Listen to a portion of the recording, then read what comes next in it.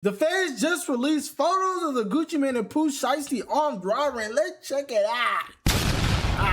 Fam, today, June 25th, 2026. And today turned into one of the most interesting days when it comes to the Memphis rapper Pooh Shiesty. You see, earlier today, the Memphis rap star Glorilla had finally dropped the highly anticipated song titled Main featuring the one and only Pooh Shiesty. Now, those who are not familiar, this song was previewed before Pooh Shiesty got incarcerated. He was in the studio with Glorilla. Little did his fans know that months prior, he allegedly robbed his CEO. But nonetheless, that song was released. Gucci Mane gave it the green light mid the federal investigation. As you can see, it's under 1017 and CMG. Like the sun, hey, pistol told a pudge in my t-shirt every time I drum hang. You can't pick the wrong one. Now, while the internet was focused on the music, something happened inside a federal courtroom that, in my opinion, is even bigger. Because on this very same day, federal prosecutors filed a brand new response in Texas, introducing why they say new evidence make things clear that the case they have against Pooh Shiesty is even stronger. But let me ask you a real question.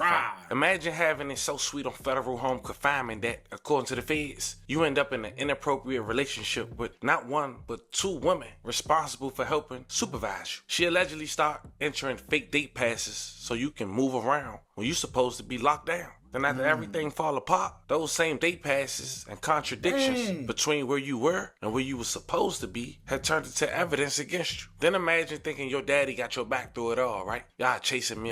You finally get another shot at life. But as mentioned in the previous video, while incarcerated, you found out your dad is allegedly an informant for another case. He's supposed to be guiding you, but instead he next to you robbing your CEO. And on top of that, he was the first one to get bond in your case, this new one. But the feds now say they recovered the alleged contract release from your father's email. And now they have the studio video they say captured the incident. Is it a coincidence? Because some people say they saw this a mile away. Man, that's on you. So the people and the evidence you believe will protect you. Prosecutors now say helping build a case against you. You feel sorry for him? Or should he have known better? Fam, that's for you to decide. But that's exactly where the story takes us today. Today we breaking down a brand new federal filing. The government's allegations against the caseworker, the alleged fake day passes, the newly recovered contract and studio video, and the people who've already made bond. And why prosecutors believe this case against Pooh Shiesty is stronger today than it was just a few months ago. But before we go over this, Pooh Shiesty fried, y'all.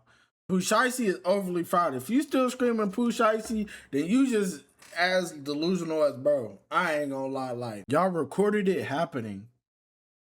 Big 30 tried to smash his phone so nobody would get to it. That don't make... It's just stupidity. Straight stupidity. Phone, so she's gonna try and ruin this video as much as she can, but we have a guest star this evening, and it is... That's Erin's drum roll. There she is. Zoe Aaron. And we're talking about Pooh Shiesty, not Dirk, I think. Oh, shit, we are. Whatever. We'll talk about both. So let's talk about Pooh Shiesty first. So I've been reading, what's going on in the case. And my opinion is, I did the bond hearing. I looked at the evidence. My opinion on the case has not changed. I think it's a very weak case for the feds.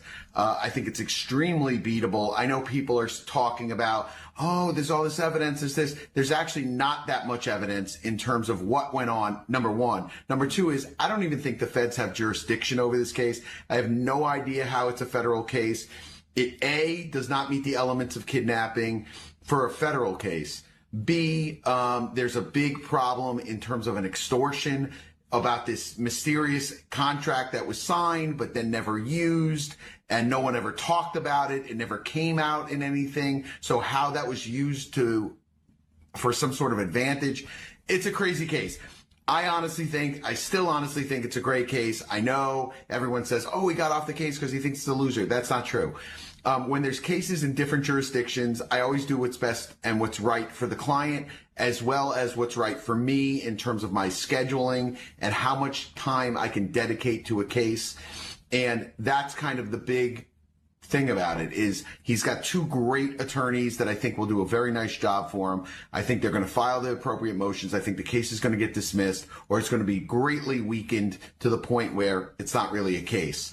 So now... Well, that was Pooh Shiesty, former attorney, before the new filing from the feds. Yeah, that's what I was going to say. Before all the new stuff came out. Now, They showed how much evidence they got cooked. To say it's not always good to trust a guy who charged per hour and deciding to give up free legal advice via social media. But let's continue. The reason why we're here, the new details, and how the feds get it. So apparently this is a response from the feds to Pooh Shiesty and his legal team to the courts, asking for bond, saying that the case is weak. It's also noted, I say this out the gate, after this recent filing, Big 30 did not block the door. It was somebody else who we'll later identify, nor did he have the Drake. The only thing Big 30 had was a cell phone and recording, and it also gave a motive leading up to this. It seemed, allegedly, Pooh Shiesty would have stayed if he was able to get his masters for his future work. Because they couldn't come to an agreement is what led up to this. But the real question is this, once we read this filing, fam. Do you believe it was Gucci Mane who was keeping the masters or Atlantic Records? Let's continue.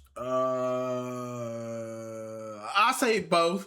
They're finna split it right down the middle on bro. We both getting some bread. Tell you. On the first 5 pages of this new filing was factual background. The feds indicate on January 10, 2026, which we already know, Williams Jr. and 8 co-conspirators perpetrated the armed kidnapping and robbery of 3 victims in Dallas, Texas, in a music recording studio. Williams Jr., a popular recording artist who performs under the moniker Pooh Shiesty, according to the feds, also leads a Memphis-based street gang referred to as the Chopper Gang. For those who don't know, at the time of the offense, Williams Jr. resided in North Texas, fulfilling the final months of a 63-month sentence for conspiracy to possess firearms and furtherance of violence or drug trafficking crimes in violation of 18 USC. As part of his sentence, Pooh Shiesty was required to reside in a Frisco, Texas apartment and was supervised by case managers with the BOP and volunteers of VOA. Pooh Shiesty home detention including, among other requirements, that he would not own or possess any dangerous weapons, associate with people having a criminal record, or consume alcohol beverages or use controlled substance. Unless given specific permission to do otherwise, Williams Jr. was required by these conditions to remain at his place of residence. But Williams Jr. routinely failed to abide by these conditions throughout the course of his home confinement, assisted in striking these requirements through the help of conclusive VOA employees. Investigators have now learned that Williams Jr. was involved in an inappropriate relationship with at least one of his VOA case supervisors, and that his VOA employee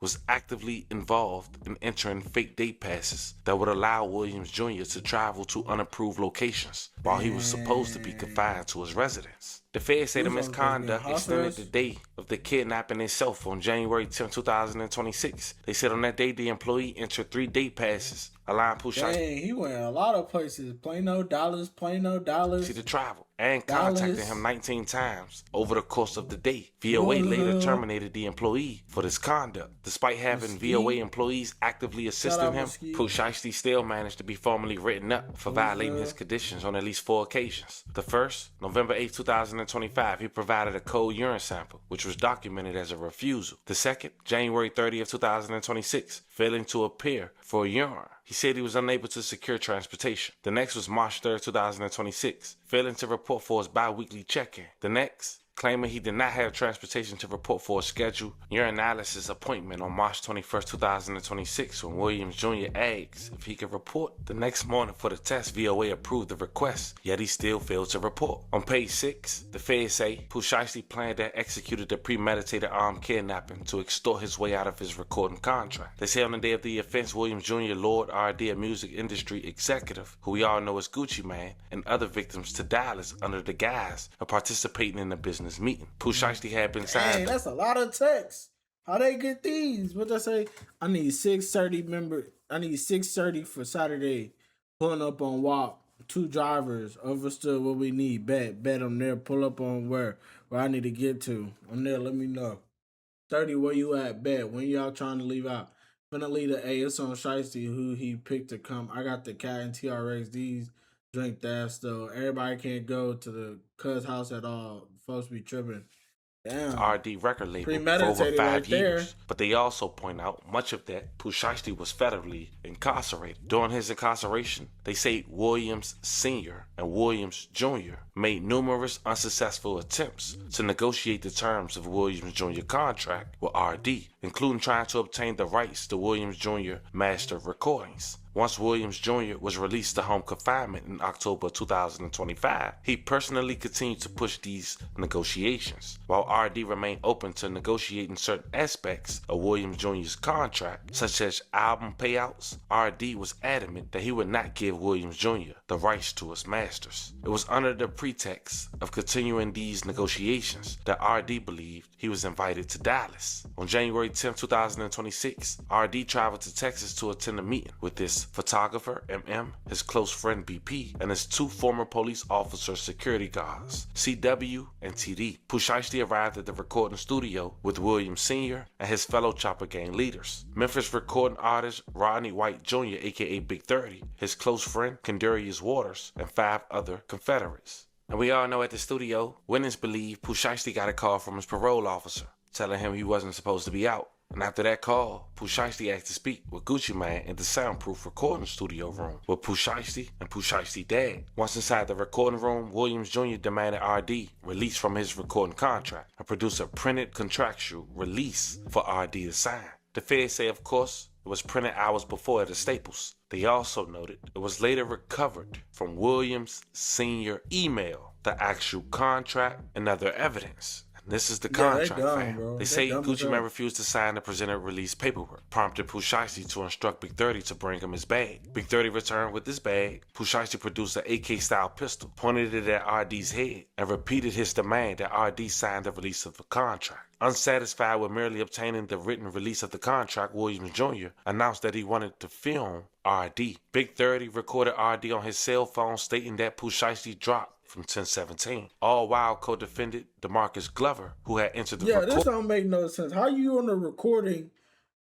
and the nigga next to him got a Draco? That's just dumb, y'all. This shows how dumb the streets will make somebody.